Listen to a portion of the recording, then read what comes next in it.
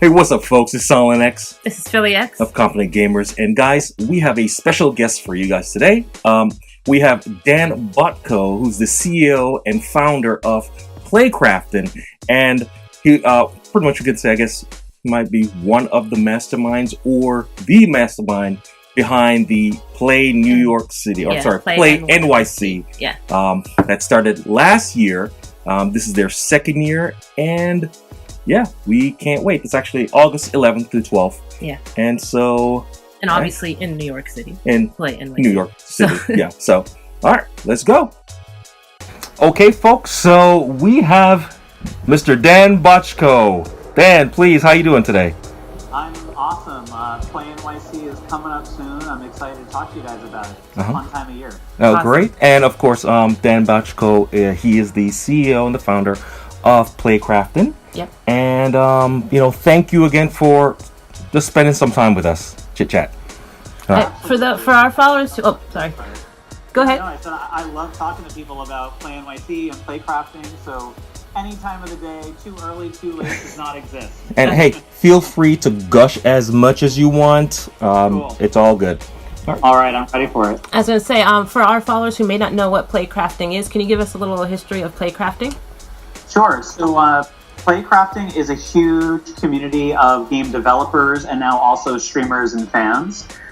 We got our start here in New York City, and really the central part of our community is based around education and events. So we offer classes and courses for folks on how to make games, primarily video games. But also, we do some content around card games and board games, so tabletop games. Mm-hmm. Awesome. And then we're probably best known for the events that we put on, which help foster connection between developers and fans, between fans and each other. We're now in New York, Boston, and San Francisco, but by far the New York community that we've been fostering for the past 5 years is our largest and deepest community. So it's where we do the biggest... Is that us? I'm not sure. Oh, there you go. We had a freeze right there. Oh, okay. Is that you or me? I don't know. I don't know. Tell. You want to? I guess we. Let's see. If it happens again, we'll try. Maybe we'll shift stuff around. Okay. Okay. All right. So going off to the numbers, 2017, and of course I pulled this from the site.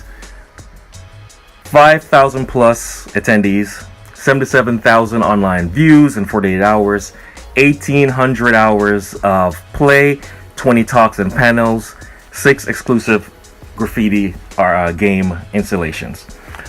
From those numbers, pretty much say, hey, for the first year, that's actually pretty successful. Yeah. You think?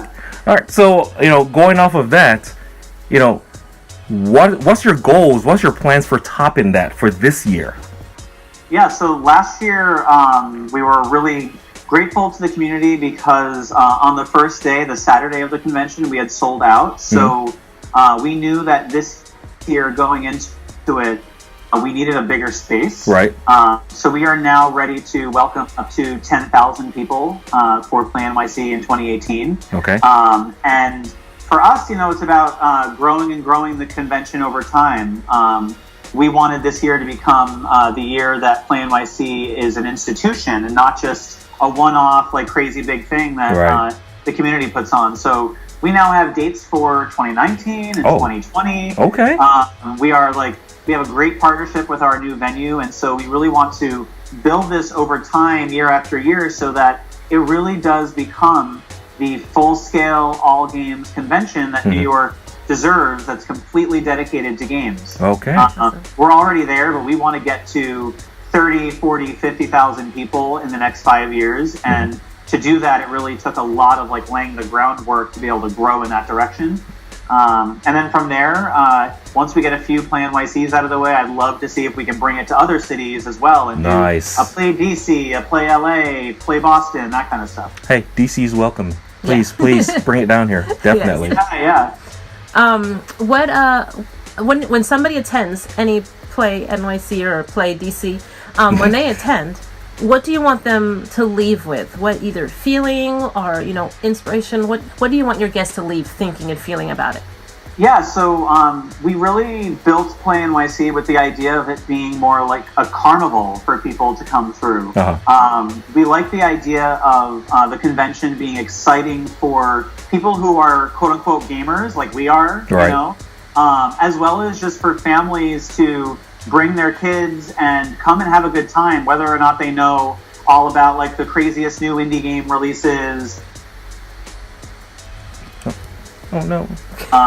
So for us, we wanted to keep having had a ton of fun, having tried some really crazy outside the box experiences and games that they had never heard of, as well as checking out some games that they might have heard of before.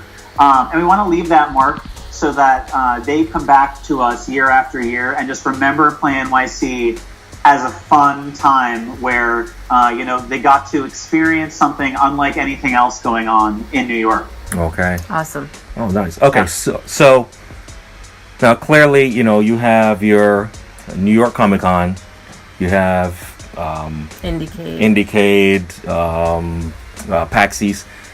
What makes Play New York different? Like, what are you doing? What sets you apart? Make you stand out? Yeah, sure. So I think what makes Play NYC stand on its own is very similar to what makes Playcrafting so special. And that's that, we really built Playcrafting, the organization, around a community that we were already fostering. So we originally existed as a meetup group.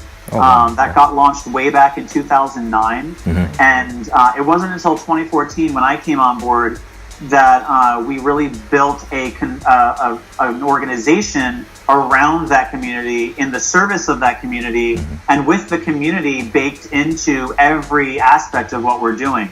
And so I think that's really what sets Play NYC apart. The convention is treated, even in its planning stages, as very much a community effort. I have the privilege of being able to be like the shepherd and like the leader, or one of the leaders as part of it. But really, the effort and the experience of Play NYC is completely built by a community of developers. So we do something called Play Crew, which is the most active developers in our Playcrafting community, as well as exhibitors at Play NYC.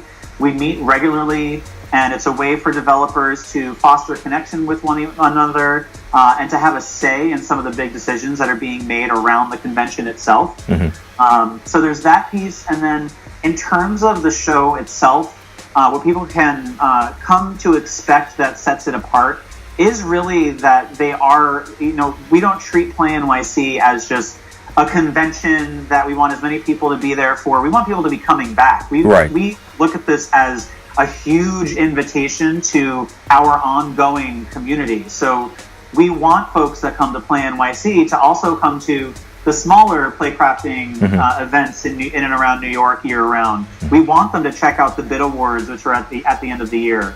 I think something that really helps us stand apart is that we are offering that on the ground community support.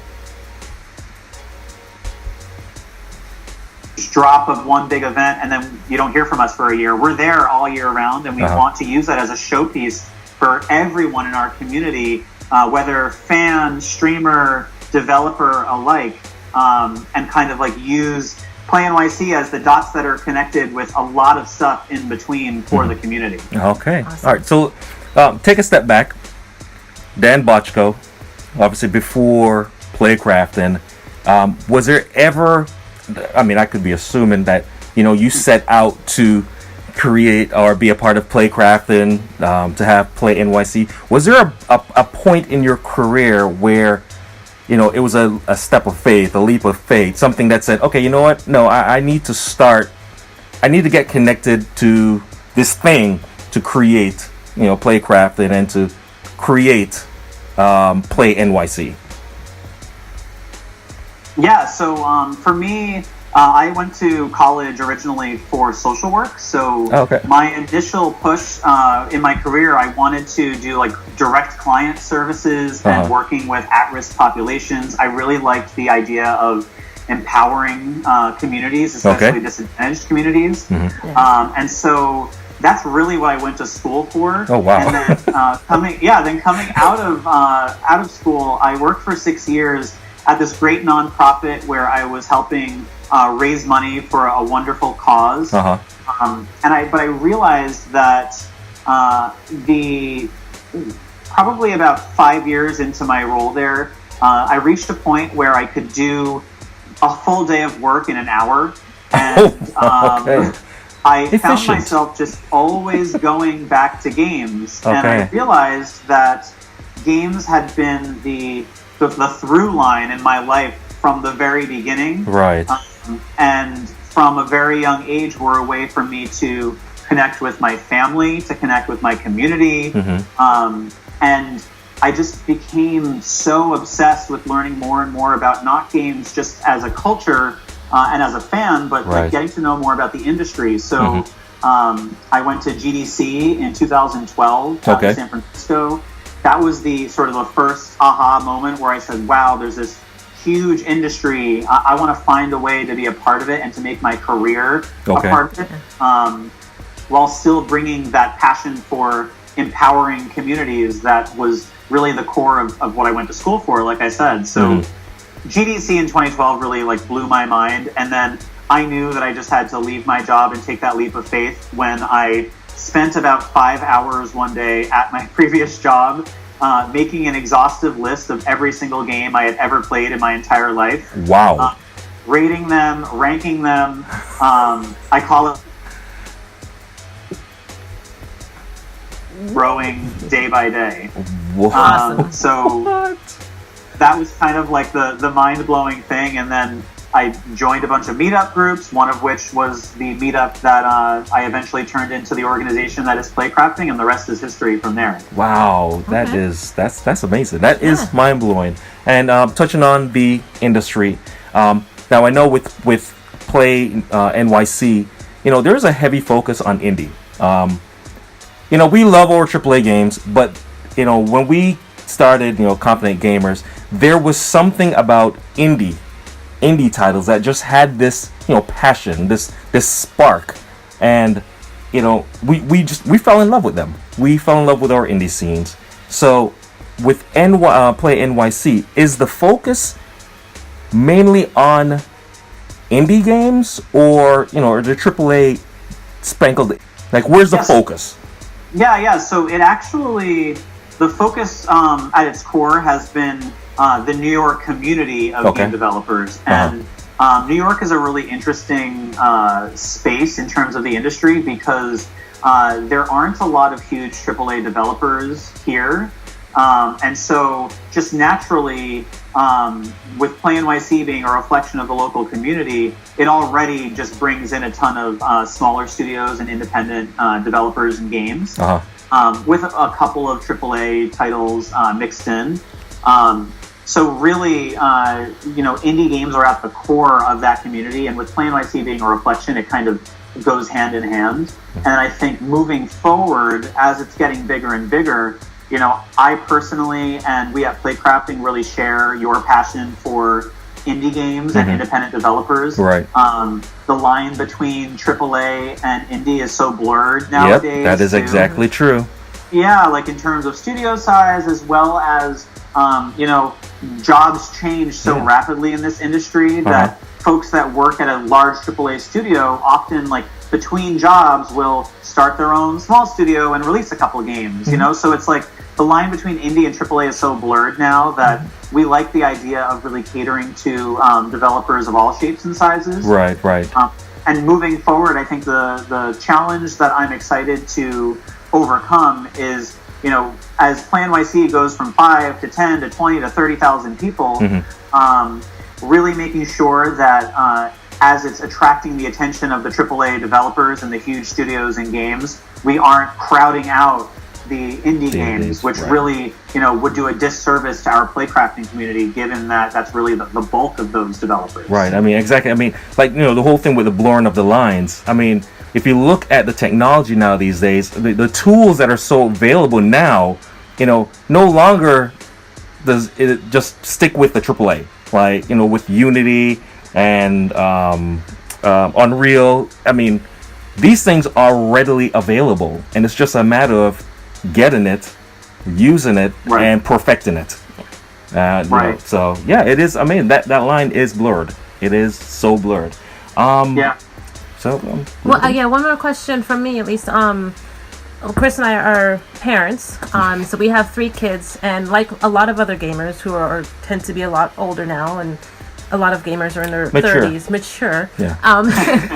I'm sure a lot of them also have children. So, does Playcrafting and or Play NYC have different aspects that cater to children specifically?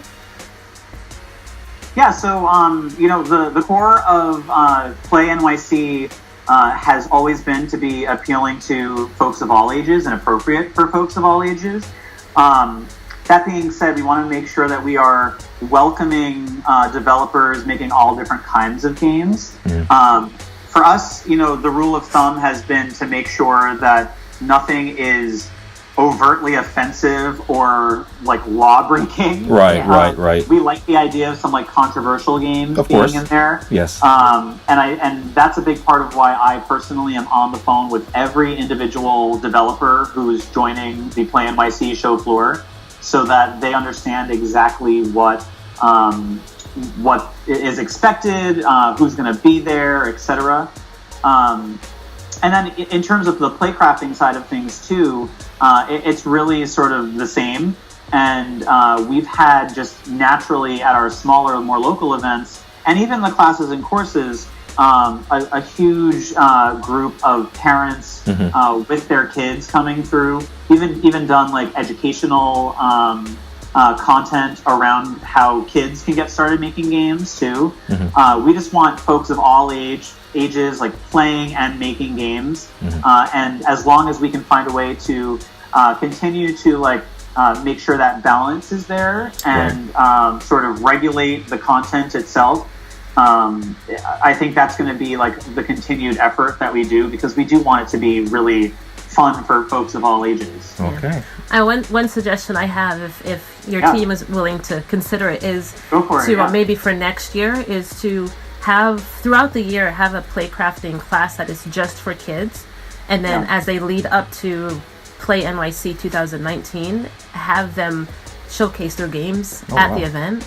That would be awesome to see what they come up with. That's something that we've actually talked a lot about before, because in our regular classes and courses, which typically are like minimum 17-year-olds, but I'd say average 28-year-olds, we like to use Play NYC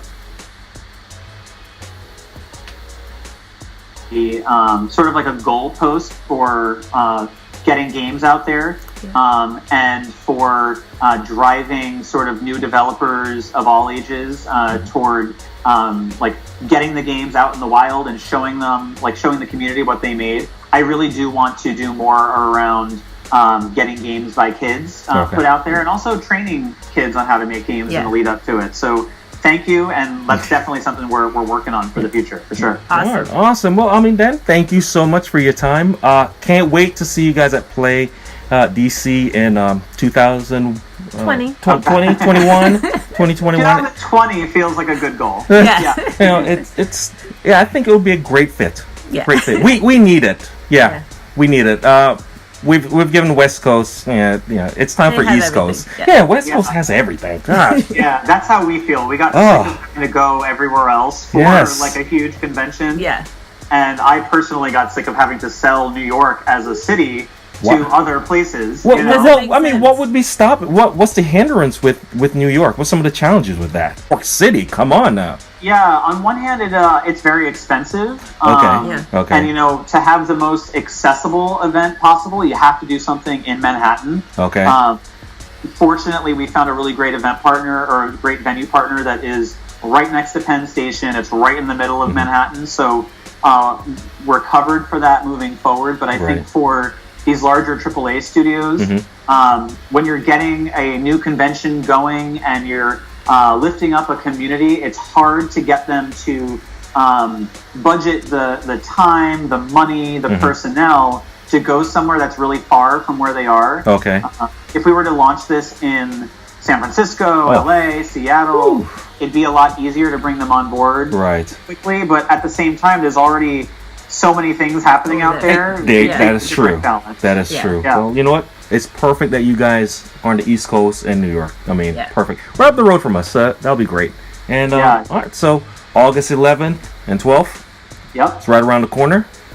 We're excited. I know you're excited. Yeah, come one, come all. That is correct. All right, Dan. Well, thank you so much for your time. It was a pleasure talking with you, and hopefully we get to see you in person. Absolutely, yeah. Come say hi for sure. I want to meet you guys in person. All right, great, man. Thank you so much for your time. Thank you. Have a good one. All right, peace.